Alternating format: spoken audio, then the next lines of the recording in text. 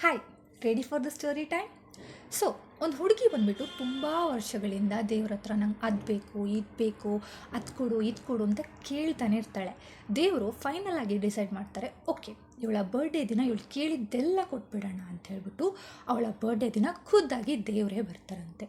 ಈ ಹುಡುಗಿಗೆ ಅವಳ ಬರ್ಡೇ ದಿನ ದೇವ್ರನ್ನ ನೋಡಿದ ತಕ್ಷಣ ಖುಷಿಯಾಗತ್ತೆ, ತುಂಬ ಖುಷಿಯಿಂದ ಹಾರಾಡ್ತಾಳೆ. ಓ ಫೈನಲಿ ಬಂದುಬಿಟ್ಟ, ಥ್ಯಾಂಕ್ ಯು ಸೋ ಮಚ್ ಅಂತ. ಆಗ ದೇವರು ಅವಳ ಕೈಗೆ ಒಂದು ಬಾಕ್ಸ್ನ ಕೊಡ್ತಾರೆ. ಹೋ ಹಾಗಾದರೆ ನಾನು ಕೇಳಿದನೆಲ್ಲ ತೊಗೊಂಬಂದಿದ್ಯಾ ನೀನು ಅಂತ ಖುಷಿಯಾಗಿ ಆ ಬಾಕ್ಸ್ನ ಓಪನ್ ಮಾಡ್ತಾಳೆ.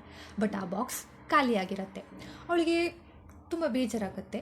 ನಾನು ಇಷ್ಟು ವಿಷಸ್ ಕೇಳಿದ್ದೀನಿ, ಅಟ್ಲೀಸ್ಟ್ ಅದರಲ್ಲಿ ಯಾವುದಾದ್ರೂ ಒಂದು ಕೊಡಬಾರ್ದಾ, ಯಾಕೆ ಖಾಲಿ ಬಾಕ್ಸ್ ಕೊಡ್ತಿದ್ಯಾ ಅಂತ. ಆವಾಗ ದೇವರು ವೆಯ್ಟ್ ಅಂತ ಹೇಳ್ಬಿಟ್ಟು ಇನ್ನೊಂದು ಬಾಕ್ಸ್ನ ಕೊಡ್ತಾರೆ. ಆ ಬಾಕ್ಸ್ ಮೊದಲಿನ ಬಾಕ್ಸಿಗಿಂತ ಸ್ವಲ್ಪ ದೊಡ್ಡದಾಗಿರುತ್ತೆ. ಓಕೆ ಇದರಲ್ಲಾದರೂ ಎಲ್ಲ ಇರುತ್ತೆ ಅಂತ ಹೇಳ್ಬಿಟ್ಟು ಬೇಗ ತೆಗೆದು ಓಪನ್ ಮಾಡ್ತಾಳೆ. ಆ ಬಾಕ್ಸು ಖಾಲಿಯಾಗಿರುತ್ತೆ.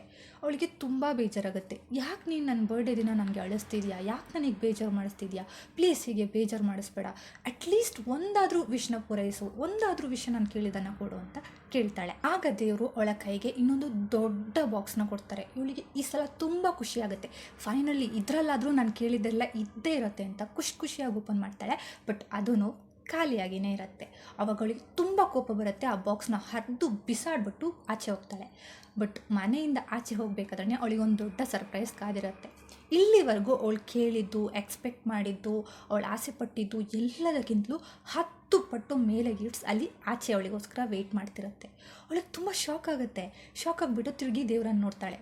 ಆವಾಗ ದೇವ್ರು ಹೇಳ್ತದೆ, ನಾನು ಇದನ್ನೆಲ್ಲ ಕೊಡೋಕ್ಕೋಸ್ಕರನೇ ಬಂದೆ, ಬಟ್ ಅದನ್ನೆಲ್ಲ ಹೊತ್ಕೊಂಡು ಹೋಗೋಕ್ಕೆ ನಿನಗೆ ಬಾಕ್ಸ್ ಬೇಕಲ್ಲ, ಅದಕ್ಕೋಸ್ಕರ ಫಸ್ಟ್ ನಿನಗೆ ಬಾಕ್ಸ್ನ ಕೊಟ್ಟೆ. ಬಟ್ ಇದನ್ನೆಲ್ಲ ಇಟ್ಕೊಳ್ಳೋ, ಅನುಭವಿಸೋ ಪೇಷನ್ಸು ಮನಸ್ಥಿತಿನೂ ನಿನಗೆ ಇಲ್ಲ ಅಂತ ನನಗೆ ಇವಾಗ ಗೊತ್ತಾಯಿತು. ಸೊ ಇದನ್ನೆಲ್ಲ ನಾನು ಈಗ ವಾಪಸ್ ತಗೊಂಡು ಹೋಗ್ತಾ ಇದ್ದೀನಿ ಅಂತ ದೇವರು ಹೇಳ್ತಂತೆ. ಸೊ ನೆಕ್ಸ್ಟ್ ಟೈಮ್ ನಿಮಗೆ ಒಂದು ಖಾಲಿ ಬಾಕ್ಸ್ ಬಂದಾಗ ಅದನ್ನು ಹೇಗೆ ಯೂಸ್ ಮಾಡಬೇಕು ಹಾಗೆ ವೈಸಾಗಿ ಯೂಸ್ ಮಾಡಿ.